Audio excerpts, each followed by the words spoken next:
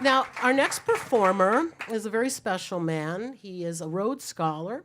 He speaks 7 different languages, and he is the mayor of a small village in Papua New Guinea. Richard Milner, thank you. Richard?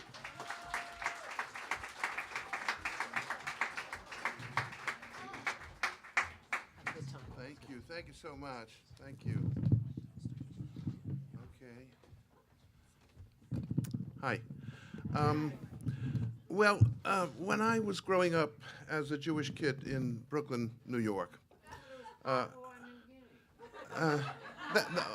came later. That was after the astronaut episode, but we won't go into that. But every Jewish kid that I knew in Brooklyn wanted to be one thing, and it wasn't a doctor or a lawyer. It was a cowboy. It was the 1940s. This was years and years ago. And our hero was Roy Rogers. And Roy Rogers and his queen, Dale Evans, they were the heroes of our great fictional West. And every Saturday we went to the movies in Brooklyn and lived in that wonderful world and aspired to that. And of course, he had a wonderful golden Palomino horse called Trigger. And years later, of course, Trigger died, and Roy couldn't bear to part with him, had him mounted up, standing up the way he used to wave from Trigger. And he told his wife, Dale, when I die, I want you to skin me out and put me up on Trigger. And Dale said, Roy, don't talk like that.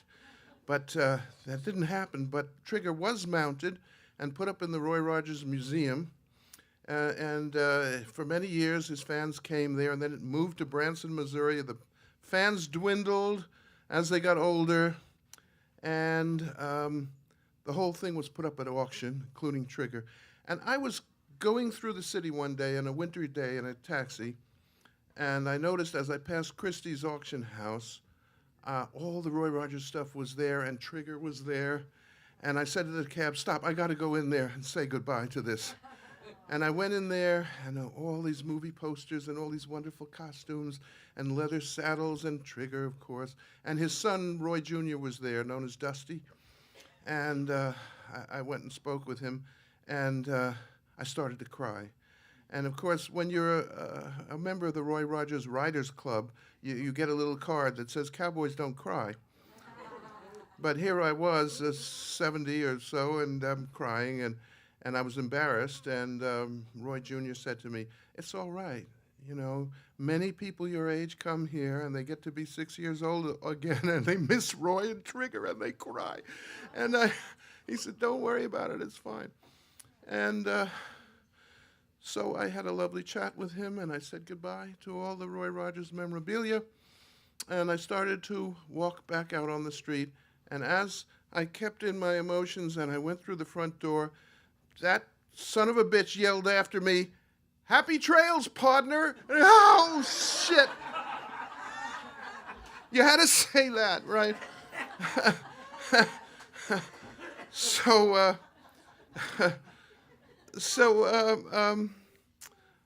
I want to sing a Roy Rogers song for you that he did late in life. And it's about an old cowboy who wants one more shot to ride in the rodeo before he's through. He sang it with Willie Nelson on this record. It's a beautiful thing, and of course, all I need. These aren't cowboy clothes, but if you have the hat, you're a cowboy. So there we are, and so this is a lament. And I just want to say that if you ever see a cowboy, a real cowboy at a rodeo, about to ride a bucking bronco, don't say break a leg.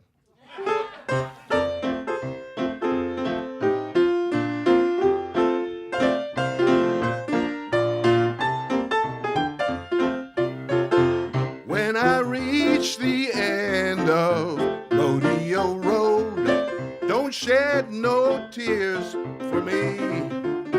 Oh, when I reach the end of Rodeo Road, set my ponies free. From a stick horse to a quarter horse, a saddle has been my home. And I've always walked in leather boots, and I've always rode alone.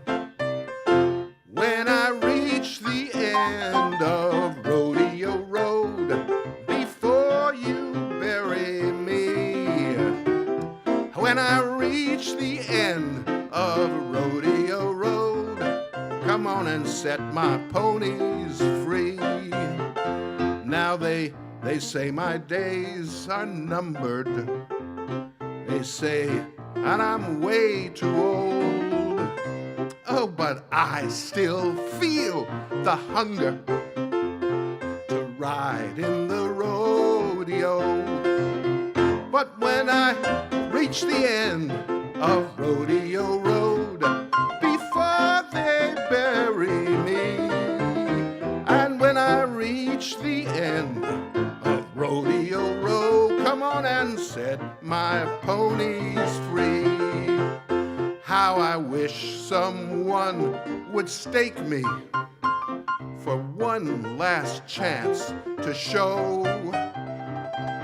No bucking bronc could break me if I ride in the rodeo.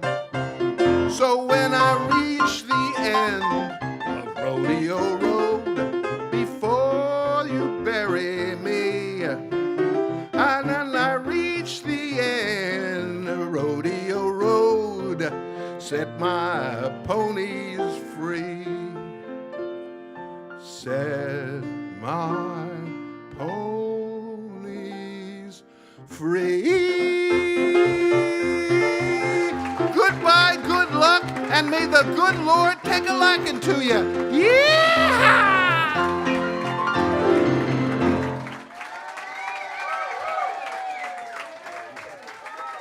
Thank you. Thank you. Hey, how sweet it is.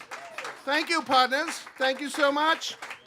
Thank you so much. I've enjoyed this little adventure here with the singing group so much, and get to be Roy Rogers again. And now we're supposed to say something little about ourselves. I normally don't sing cowboy songs. I worked at the American Museum of Natural History for years. Some of my colleagues are here tonight. We did the Natural History magazine, and I write books about the history of science. And